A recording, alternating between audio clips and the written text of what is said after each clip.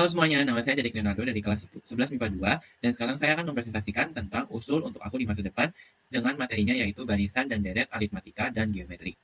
Kasusnya di sini saya mempunyai uang sebesar 10 juta rupiah, dan saya ingin membeli laptop. Ada dua laptop yang sedang saya pertimbangkan, yaitu yang pertama, laptop ROG Zephyrus S17 di angka 37 juta rupiah, dan Lenovo Legion 7i di angka 46 juta rupiah.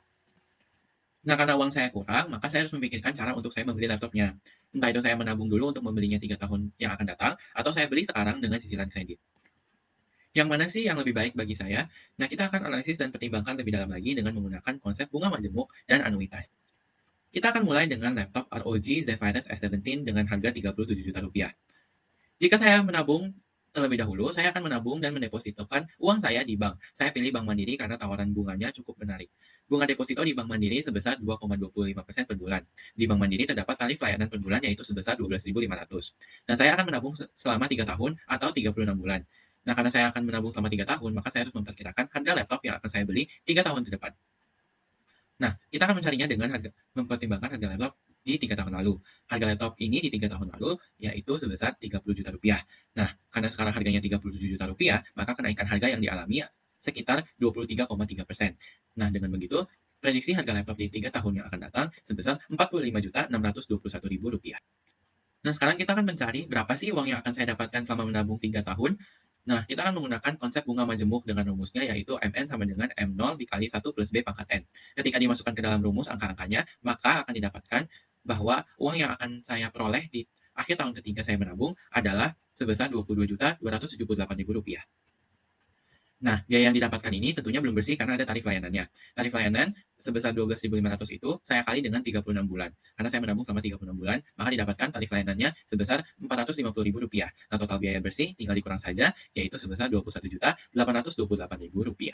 Nah, hal ini tentunya masih kurang. Biaya yang kurangnya itu sebesar Rp23.793.000. Nah, maka saya harus menabung mandiri setiap bulan, yaitu tadi kurangnya sebesar Rp23.793.000 saya bagi dengan 36 bulan. Nah, didapatkan setiap bulannya saya harus menabung sebanyak Rp660.916,67. Maka konklusi yang saya dapatkan yaitu Rp10 juta tadi saya tabung dan saya depositokan dengan bunga sebesar 2,25% setiap bulannya selama 3 tahun dengan tambahan tabungan mandiri setiap bulan setidaknya sebesar Rp660.916,67 atau bisa dibulatkan ke atas saja yaitu sebesar Rp700.000 setiap bulannya. Nah, sekarang bagaimana jika saya membeli laptop tersebut dengan cicilan kredit? Tentunya tetap ada bunga bank yang dalam kategori kredit yaitu bunga kredit bank. Saya menggunakan bank BNI yaitu bunganya sebesar 8,75% per tahun. Nah, bunga bank per bulannya tinggal dibagi 12 yaitu 0,73% per bulannya. Saya menggunakan rumus anuitas untuk mencari berapa sih uang yang harus saya keluarkan setiap bulannya. Nah, ketika dimasukkan maka anuitas yang saya peroleh yaitu sebesar Rp3.231.581,17.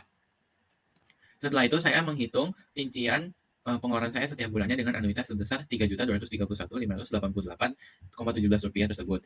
Nah, di sini dapat dilihat dengan tabel saya menghitung lalu di bulan ke-12 sisa hutang saya sebesar Rp0,07 atau bisa kita bulatkan menjadi 0.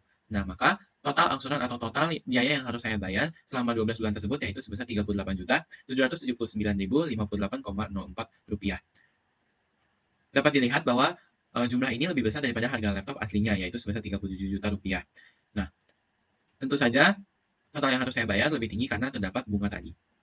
Maka konklusi yang saya dapatkan yaitu ada anuitas yang harus kita bayar setiap bulannya yaitu sebesar Rp3.231.581,17. Dan melalui perhitungan tersebut, di dalam 1 tahun kita harus membayar sebesar Rp38.779.058,04. Kita lanjut ke laptop Lenovo Legion 7i.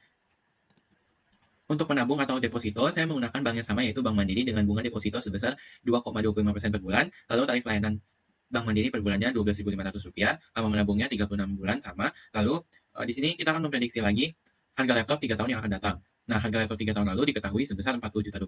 Maka dengan harganya sekarang yang Rp46 juta, kenaikan harganya sebesar 15%. Nah, prediksi harga laptop 3 tahun yang akan datang yaitu sebesar Rp52.900.000. Karena jumlah uang yang saya tabung dan bank yang saya gunakan sama, maka uang yang akan saya dapatkan di akhir tahun ketiga saya menabung juga tetap sama, yaitu sebesar Rp22.278.000. Nah, biaya bersihnya juga sama, yaitu sebesar Rp21.828.000. Nah, total biaya yang kurang yaitu sebesar Rp31.072.000. Maka tabungan yang harus saya tabung secara mandiri setiap bulan yaitu Rp31.072.000 saya bagi dengan 36 yaitu Rp863.111,11. Nah, maka konklusi yang saya dapatkan, 10 juta yang saya punya, saya tabung dan saya depositokan dengan bunga sebesar 2,25% setiap bulannya selama 3 tahun, dengan tambahan tabungan mandiri setiap bulan setidaknya sebesar Rp863.111,11.000, atau bisa dibulatkan ke atas, yaitu sebesar Rp900.000. Jika membelinya dengan cicilan kredit, di sini saya juga menggunakan bank yang sama, yaitu BNI, dengan bunga sebesar 8,75% per tahun atau 0,73% per bulannya. Nah, dengan rumus anuitas didapatkan bahwa anuitas yang harus saya bayar setiap bulan yaitu sebesar Rp4.017.650,16.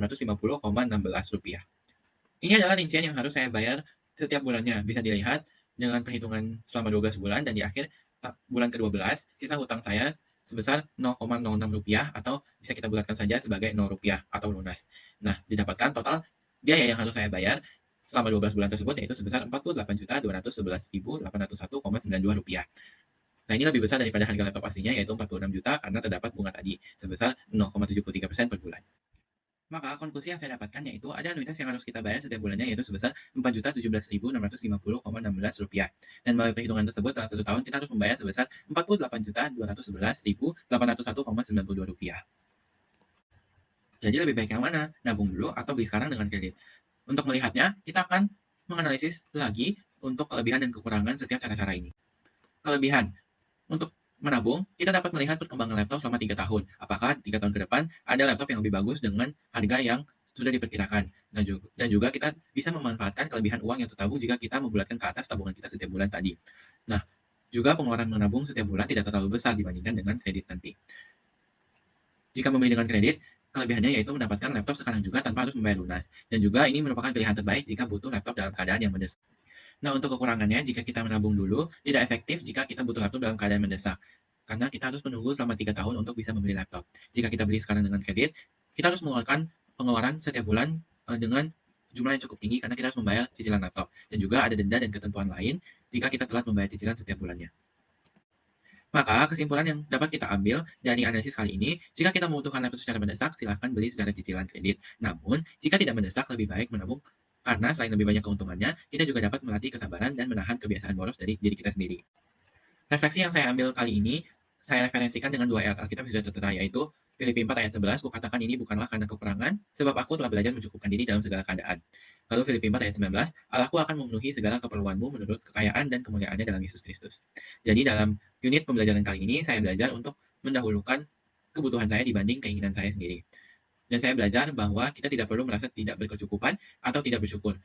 Melainkan kita harus selalu bersyukur karena Allah adalah Allah yang maha mencukupkan. Ia akan mencukupi segala keperluan dan kebutuhan kita, bukan keinginan kita. Sekian presentasi saya kali ini. Terima kasih telah mendengarkan.